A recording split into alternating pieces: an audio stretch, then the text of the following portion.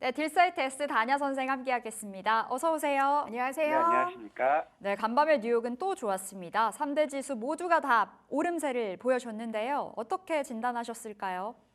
우리 시장도 이제 불확실성 해소에 대한 기대감이 굉장히 높아지는 상황입니다.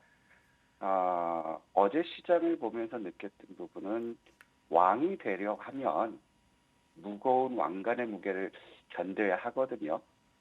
근데 결국에는 왕의 지위만 누리고 싶고 왕의 책임을 회피하는 그러한 거라면 왕이 돼서는 안 되겠죠. 결국에 우리도 주식 투자를 하는 게 수익을 추구하는 목적이에요. 하지만 예측하지 못했던 돌발 변수로 인해서 장중에는 하루에는 힘들 수 있는 그러한 국면이지만 이거는 예견되지 않고 아무도 몰랐던 그 결정권자만 알았던 내용에 대해서 시장이 흔들리더라도 우리는 인내했을 때 인내에 대한 보상이 수익으로 다가온다라는 것. 그렇기 때문에 이런 흔들림은 우리가 참아낼 수 있어야 되지 않을까 이런 말씀드리고 싶고요. 미국 시장 같은 경우는 여전히 좋아요. 뭐 전 세계 자금들을 빨아들이는 그런 블랙홀 역할을 하고 있고 그게 지속되고 있다라는 거죠. 오늘 새벽 마감한 미국 시장을 보면 이제 경제지표 발표를 앞두고 있는데 이 발표에 대해서 우리가 크게 염려할 필요는 없다. 되게 좋아질 수 있다. 고용지표라든가 이런 부분들. 자, 그러면서 그 연준 의장이 지금 고용은 상당히 양호하고 그다음에 경제 성장 역시도 기대 이상으로 갖고 있기 때문에 인플레이션이 높게 나온다. 하지만 이것은 나쁜 시그널이라도 괜찮은 거다. 이런 말 한마디가 일단 시장에서는 긍정적으로 보이면서 매수가 유입됐고 특히 고평가 논란이 일고 있는 인공지능 섹터에 대해서 마벨 테크놀로지라든가 세일스포스 실적이 좋게 나오면서 급등을 했어요. 이로 인해서 반도체 섹터에도 여전히 좋은 그러한 모습을 보였거든요. 이런 것들로 3대 지수 모두 신고가를 경신하는 그러한 상황이었지만 결국 이제 미국 시장을 비롯해서 전 세계 시장이 주목을 해야 될 부분들 지금 이제 수면 아래 가라앉아 있는 게 뭐냐면 지금 전 세계가 공통적으로 역대급으로 이제 빚잔치를 벌이고 있다는 거예요. 빚을 내서 투자하고 있는 그러한 상황이거든요. 대략 323조 달러 규모라고 합니다. 그렇다면 여기서 어, 소득이 증가되지 않거나 비용이 증가했을 부분에 이런 부분이 단기적으로는 시장에 충격을 줄 수 있다 이런 보고서가 나오고 있는 그런 시점이에요.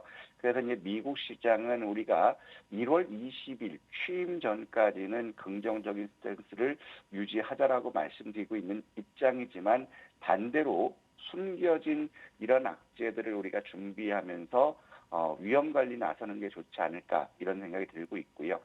오늘 보면 마감한 섹터를 보면 이제 반도체 여전히 좋았죠. 그다음에 특히 IT 섹터들이 굉장히 좋은 모습을 보여줬어요. 그리고 항공 쪽들이 강세를 보여줬고 우주항공 쪽이죠.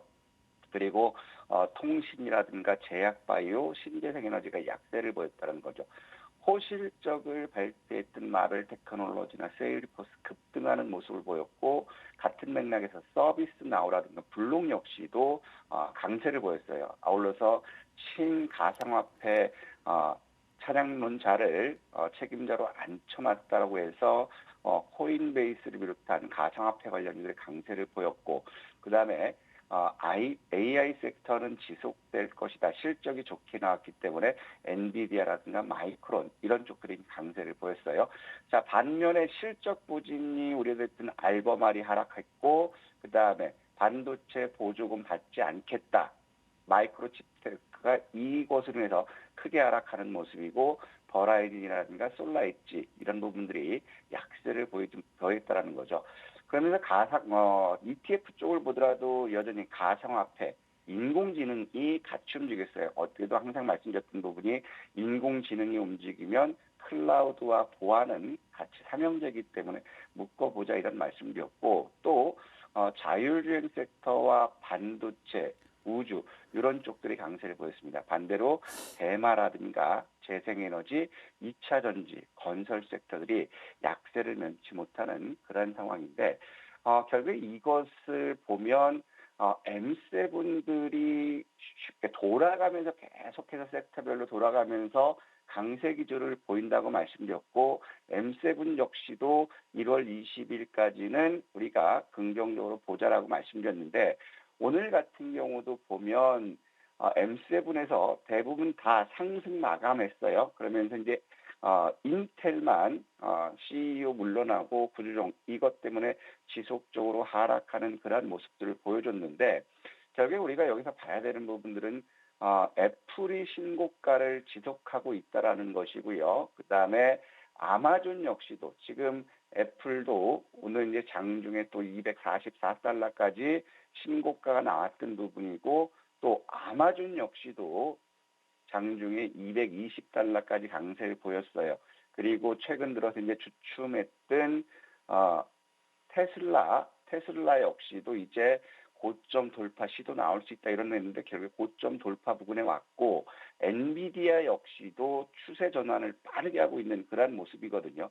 그렇다면 여전히 M7 기업주들은 순환매 기조가 있기 때문에 시장의 상승을 견인할 수 있는 대장주 역할을 지속할 수 있다 이렇게 보여지고 또 아울러서 이제 그 원자재 쪽을 보더라도 이제 비트코인이 이제 상승하고 있는 그러한 모습이었죠. 친 비트코인 관련자를 책임자를 안 쳤기 때문에 그렇지만 이제 유가라든가 굴이라든가 이런 부분들이 하락하고 있는 모습이고 특히 곡물주들도 이제 하락하고 있는 그러한 모습이에요.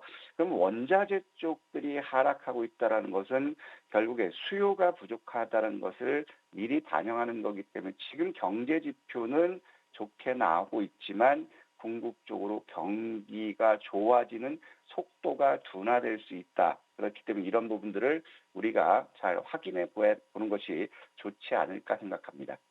네, 뉴욕 증시 진단 들어봤습니다. 아시아 증시는 어제 비상 계엄 사태 여파를 좀 겪었습니다. 혼조 양상이 두드러졌었는데요. 어제 중국 증시는 하락으로 마무리가 됐습니다. 어떻게 보시나요? 중국 증시는 상승하건 하락하건 우리가 크게 개의치 말자라고 말씀드렸어요. 이제 내년 양해까지 경기 부양에 대한 정책들이 지속적으로 나올 건데 어제 같은 경우는 설마 중국이 대한민국의 계엄 선포로 인해 중국이 빠졌을까요? 그것보다는 결국에 3일 동안 상승한 그러한 시점에서 어제 하락의 빌미는 이제 갈륨 통제에 대해서 미국의 수출을 통제하겠다. 이 부분이 결국에 미국과의 무역 갈등이 확대되는 것이 아니냐 이런 우려감이 있었고 결국에 또 여러 가지 제조 PMI는 좋게 나왔지만 서비스업 지표가 둔화를 보이고 있다라는 거예요. 그러면 결국에는 중국 역시도 경기가 둔화되는 것이 아닌가 이런 우려감들이 나온 이런 것들을 빌미로 해서 이틀 큰 폭의 상승에 대한 조정으로 보는 게 낫다. 중국은 여전히 박스권으로 접근할 수 있고 종목 장세이기 때문에 여전히 기회는 있어 보인다. 이렇게 판단됩니다. 네, 국내 증시 보겠습니다. 어제 비상계엄 사태로 인하여 주가에 하락이 나타났는데 좀 생각보다는 덜 빠졌다라는 분위기도 있었지만 어쨌든 각각 거의 2% 가까운 하락이었습니다. 오늘은 어떻게 좀 반등을 할 수 있을까요? 어제 보면 저 역시도 시장에서 감내했던 충격이 제가 생각했던 것보다는 굉장히 견조하게 나왔거든요. 그러면서 말씀드렸던 부분이 전일 상승한 폭만큼 내에서 조정을 받으면 이런 부분들은 우려감은 해소되고 불확실성이 해소되는 거기 때문에 일단 긍정적인 시그널로 보자 이런 말씀을 이제 드렸었는데요. 네. 결국에 어제 같은 경우도 이제 정부와 한국은행이 결국에 긴박하게 움직였죠. 불확실성 하에서 60조 원의 유동성을 공급하겠다. 발빠른 대책이 나왔기 때문에 시장의 혼선을 줄여줬어요. 하지만 여기서 우리가 봐야 될 부분들은 이제 계엄 선포 후에 해제됐지만 이제 지도자의 말을 누가 따를까요? 그러면 각 정부 부처가 이제 손이 꽁꽁 묶이는 것이 더 큰 우려라는 거죠.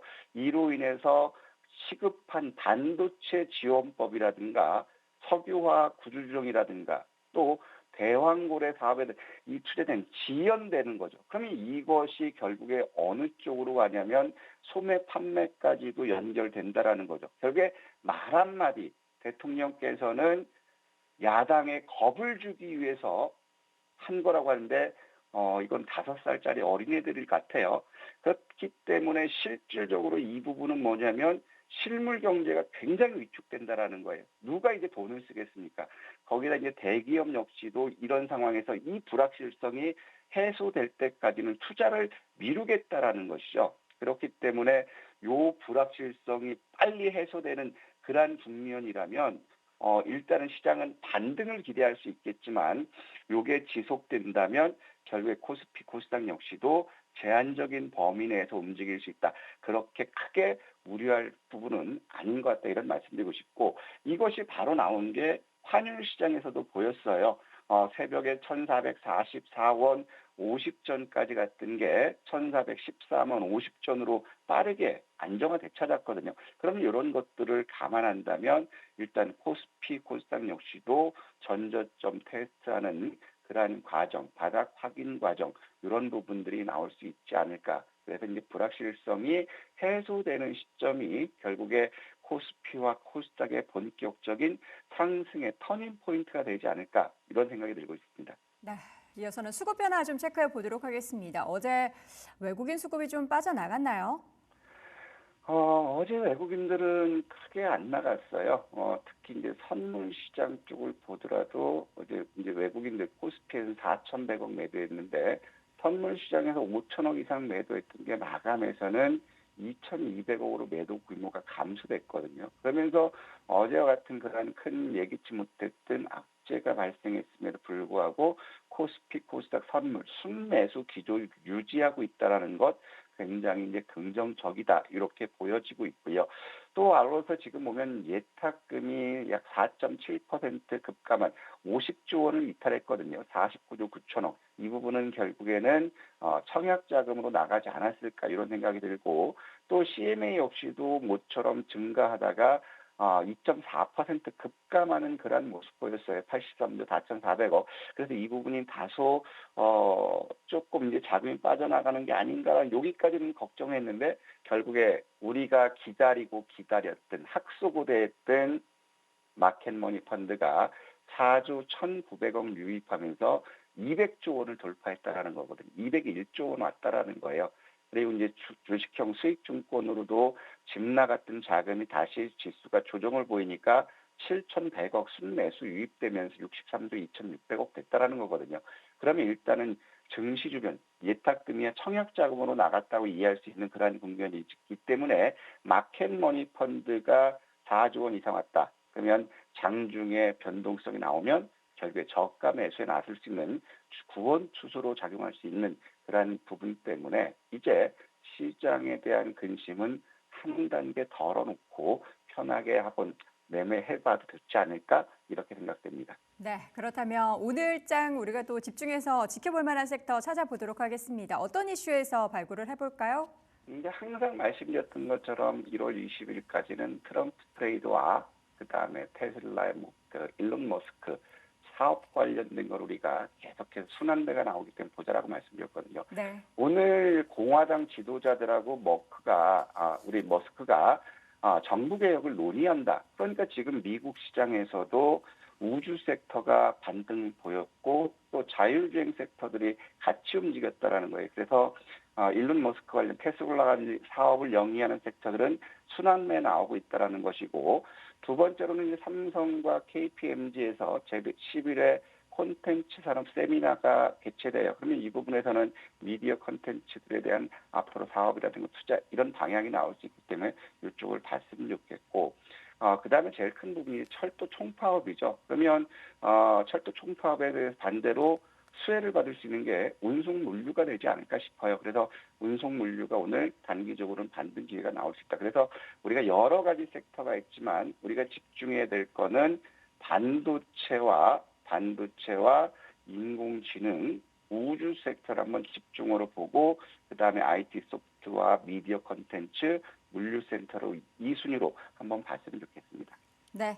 자, 그렇다면 여기서 이제 종목을 더 추려봐야겠죠. 핫 이슈 종목 우선 어제 공략했었던 종목과 지난 11월 29일에 공략했던 종목 각각 시메스와 엔젤로보틱스 어제 시장이 안 좋다 보니까 좀 약간 대응하기 어려웠을 것 같은데요. 앞으로는 어떻게 대응을 해야 될까요?